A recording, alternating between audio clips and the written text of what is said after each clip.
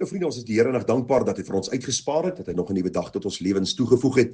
Ons kan vanmôre sê dis die dag wat die Here gemaak het, kom laat ons daaroor juig en bly wees. Nou vriende, ons is besig met hierdie baie belangrike reeksie wat handel oor Bybelse berading vir blywende verandering.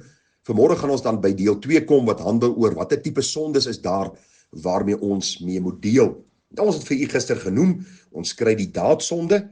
Met ander woorde, ek doen wat ek weet is verkeerd om te doen, maar ek doen dit nog steeds. Die nalaatsonde is ek laat na om te doen wat ek weet wat reg is. Ons het gepraat oor die sonde van die verstand of verbeelding. Met ander woorde, ek bedink sondes in my gedagtes, ek bepeins dit, ek oordink dit, ek geniet dit, terwyl die Here vir my sê, dat as ek dit in my gedagtes gedoen het, is dit alreeds soos asof ek dit gedoen het. Ek staan skuldig voor die Here. Die sonde teen my gewete, ek het vir u gesê dit gaan oor, ek soek 'n versie, en ek sê daar's nie 'n versie in die Bybel nie, so ek regverdig myself, omdat ek A, B en C doen, of na plekke van A, B en C gaan, of ek doen sekere sondige dinge, en ek sê, maar daar's nie 'n versie vir hierdie spesifieke ding wat ek doen nie, daarom doen ek dit. En dan die sonde van onkunde. Aan die ander woorde, ek was nie onmiddellik bewus van hierdie sonde nie, later word ek bewus daarvan, as ek dit nie bely en laat staan, en wegbeweeg daarvan nie, sê die Bybel is ek skuldig voor die Here, en moet ek in elk geval bely, en sê, Here, ek het nie geweet daarvan nie, nou is ek bewus daarvan, en nou wil ek leef om u te verheerlik. Vriende, daar is nog so 'n paar wat ek vir u gaan noem, onder hierdie gedagte van watter tipe sondes is daar waarmee ons moet deel. Die volgende een is, daar is ook die sonde van aktiewe rebellie teenoor die Here en sy woord. Met ander woorde, waar jy byvoorbeeld sê, ek sal nie doen wat God vir my sê nie. God sê vir my byvoorbeeld in sy woord, dat ons onderdanig aan mekaar moet wees. Die Bybel praat van dat almal onderdanig aan mekaar moet wees, en dan lig die vrou of die Here besonder uit dat die vrou onderdanig moet wees aan haar man, dat die vrou ook getrou moet wees in die uitvoer van haar pligte, die kinders in die uitvoer van hulle pligte, dat ons met ons eer daarin stel om met ons eie hande te werk. Ons lees al hierdie dinge en ons sê, Here, ek sal dit nie doen nie.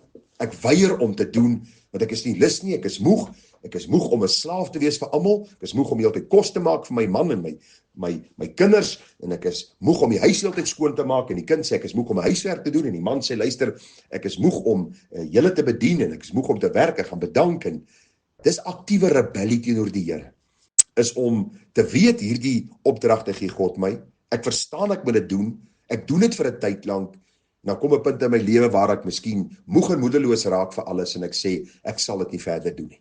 Dis aktiewe rebellie teenoor God. So in die proses van kennis wat ek opgedoen het, en selfs 'n tyd wat ek hierdie goed gedoen het in gehoorsaamheid aan die Here, staan ek nou op in rebellie, omdat daar iets gebeur het, waarmee ek nie tevrede was nie. Dan kry jy ook die sonde van passiewe rebellie. Kom ons probeer vir u verduidelik wat dit beteken. Die sonde van passiewe rebellie is, ek weet byvoorbeeld, ek moet my sekere take in die huis afhandel. Kom ons praat in besonder met die vrou. Ek weet ek moet my take in die huis afhandel. Ek is huisvrou miskien, en ek moet die wasgoed was, en ek moet die huis skoonmaak, en ek moet kos maak, en ek besluit, maar weet wat die Here verwag het vir my, so ek sal dit doen, maar ek is definitief nie lus daarvoor nie. So ek doen dit met 'n onwillige hart, ek doen dit stadig, ek doen dit slordig, ek doen dit langsamerhand, en ek probeer almal om my irriteer. Ek slaan die pot op die stoof neer, en ek gooi die goed in die wasbak, en ons kan dit vat na die kinders toe. Ek weet ek moet my huiswerk doen, my pa en my ma verplig my om dit te doen, ek doen dit onwillig, ek doen dit stadig, ek doen dit slordig, ek probeer almal om my irriteer, ek probeer heeltyd vra en maak asof ek nie weet wat aangaan in die huiswerk nie, of die man wat sy verantwoordelikhede om die huis betref, en by sy werksplek, en hierdie passiewe rebellie, vriende, is voor God sonde. So wat ek probeer doen is, ek probeer vir u die breë skopes gee van ons rebelse harte. Hoe dikwels ons verskillende deure en uitgangsplekke soek om ons sonde te regverdig, terwyl die Here vir ons sê, hier is die weg, wandel daarop. 'n volgende manier, vriende, hoe ons sonde in ons lewens kan identifiseer, wie tipe sondes waarmee ons moet deel, is in die volgende plek om sonde te initieer. Met ander woorde, ek neem leiding in sonde en laat ander volg. Ek sal byvoorbeeld na 'n fliek kyk op televisie, en ek weet is verkeerd, maar ek nooi ander mense om saam met my te kyk, en ek laat hulle eintlik in hierdie sondekring in, en ek laat hulle sondig deur dit waarna hulle kyk, terwyl ek weet, dit is verkeerd. Of ek neem hulle na sekere plekke toe waar ek weet sondige praktyke plaasvind, en ek is bewus van hierdie sonde, maar ek sleep ander mense in hierdie sonde vir my in. So die oomblik wanneer ek sonde initieer, dan staan ek skuldig voor God en ek moet hierdie goed bely. En baie kinders van die Here, vriende, is besig met hierdie goed. Hulle weet daar is sekere dinge wat nie reg is nie, maar hulle initieer dit, hulle nooi ander mense om saam met hulle te deel in hierdie sonde. En later stap hulle almal skuldig weg onder hierdie skuldgevoel van hulle bose harte en hulle sondige harte, en hulle loop met onvrede weg en staan skuldig voor die Here. Die laaste een wat ons gaan noem vanmôre, en dan gaan ons die boodskapie van vanmôre saamvat, is die sonde van reaksie. Wat beteken dit? Vriende, iets wat aan my gedoen word en ek tree sondig en onbybels op. Byvoorbeeld, 'n man verneek sy vrou. En soms kan haar reaksie wees dat sy haar man gaan verneek. Met ander woorde, glo my, in my berading het ek hierdie dinge al gekry. Die vrou is so kwaad vir die man omdat hy haar verneek het. Dat sy haar man gaan verneek met 'n ander man, en dan sit sy by jou en sy huil omtrent haar oë uit en sê, hoe kon ek so dom en dwaas en stupid gewees het?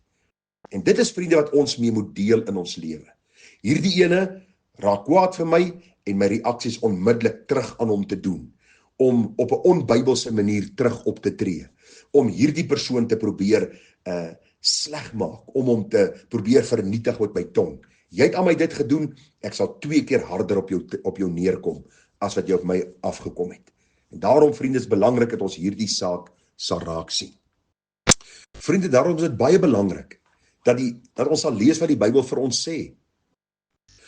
Romeine 12 vers 17 sê die Here, vergeld niemand kwaad vir kwaad nie. Bedink wat goed is voor alle mense. 1 Timoteus 5 vers 15 sê, sorg dat niemand 'n ander kwaad vir kwaad vergeld nie, maar jaag altyd na wat goed is, teenoor mekaar sowel as teenoor almal. Vriende, daardeur sê ek nie dat hierdie goed 'n mens seermaak nie. Ek ontken nie dat hierdie goed 'n diep wond en 'n diep sny in 'n mens se hart los nie.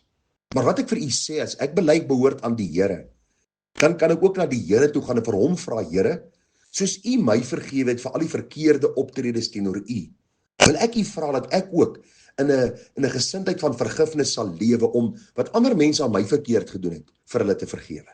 Dat ek ook hierdie gesindheid sal openbaar van vergifnis, van genade teenoor ander, van om barmhartigheid te bewys. Want die oomblik wanneer ek in hierdie boosheid vasgevang raak, om mense te vergeld vir wat hulle aan my gedoen het, om 'n bose reaksie te toon vir die aksie wat aan my gedoen is. Vriende, dan gaan ek in hierdie afwaartse spiraal van hartseer, ellende, hierdie probleem raak vir my naderhand 'n sondeprobleem, en ek sink weg in sonde en ellende, en later in hierdie absolute depressie, en neerslagtigheid, en in wanhoop, omdat ek nie Bybels gedeel het met dit wat aan my gedoen is nie. Luister, kom ons gebruik net 'n praktiese voorbeeld hier. 'n Man verneek sy vrou. Die vrou kan Bybels optree, sy kan of die man vergewe vir die sonde aan haar gedoen, en saam met hom bidend hierdie pad stap na herstel toe. Sy kan hom skei, soos die Bybel sê, sy moet hom nie skei nie, sy kan hom skei, want die Bybel sê as egbreek plaasgevind het, kan sy losmaking soek in die huwelik. Maar sy kan nie met 'n ander man betrokke raak nie. Sy kan nie haar man probeer vergeld op 'n onbybelse manier vir wat hy aan haar gedoen het nie. Dis maar een scenario van baie. By die werk is daar miskien iemand wat my te nakom. Vriende, ek kan nie agterbaks optree en miskien vir hom 'n een of ander lokval opstel, of miskien hierdie persoon op so 'n manier te nakom, dat hy later skade ly nie. Ek het nodig om hierdie saak bidend aan die Here oor te laat. So kom ons vat gou saam vanmôre. Watter tipe sondes is daar waarmee ons moet deel? Ek het vir u gesê, vriende, sondes om nie te voldoen aan God se standaarde wat sy morele wette aanbetref nie. Dit vind plaas in my gesindheid, optrede, natuur, en sondes om God te ondermyn, te ignoreer, 'n weiering om aan sy wil en wet myself te onderwerp. En daarom is dit belangrik dat ons sal sien, ons kry die daadsonde waarmee ons moet deel, die nalaatsonde, die sonde van die verstand of verbeelding, sonde teen my gewete, die sonde van onkunde, daar's ook die sonde van aktiewe rebellie teenoor die Here en sy woord, die sonde van passiewe rebellie, om sonde te initieer, en dan sonde van reaksie, iets wat aan my gedoen word en ek tree sondig en onbybels op. Mag die Here ons groot genade gee, vriende. Waarom sal ons oor hierdie saak so bietjie tegnies raak? Sodat ons God kan verheerlik, sodat ons dinge in ons lewens kan identifiseer. Sal u nie wanneer u miskien in 'n bepaalde situasie kom of wanneer iemand siek raak en jy gaan na 'n bepaalde dokter toe, sal jy nie die beste raad soek om hierdie siekteprobleem op te los, miskien jou kind deur hierdie MRI scan stuur om te kyk of daar nie 'n probleem is nie, om hierdie kind gesond te kry nie. En dis presies wat die Here met ons wil doen. Hy wil hê ons moet ons lewe in die spieël van sy woord deeglik ondersoek, sodat ons ons sondeprobleem kan raak sien, Bybels kan hanteer en ook so God kan verheerlik. En vriende, dit is alles die moeite werd. Want dan gaan 'n dag aanbreek van rekenskap, waar ons voor die Here gaan staan. En as ons met hierdie sonde gedeel het en daagliks aan die voete van die kruis neergelê het en in hierdie goeie stryd my lewe voor die Here neergelê het en gesê het, Here, neem my lewe, laat dit Heer u gewy is meer en meer, sal ek ook uit sy mond hoor, mooi so, goeie en getroue diensknegt. Onthou, ons werk nie vir ons saligheid nie. Ons het dit ontvang uit genade deur geloof op grond van dit wat Christus aan die kruis gedoen het. Maar elke weergeborene wil nou in die voetstappe van sy Here Jesus wandel. Wil nou leef soos Christus geleef het. Wil nou die opofferings maak ter wille van sy koninkryk, ter wille van sy naam, ter wille van sy eer. En ag vriende, mag ons dit doen met 'n blymoedige hart tot ons Christus in sy heerlikheid sal sien. Groete vir u en 'n mooi dagie verder. Tada.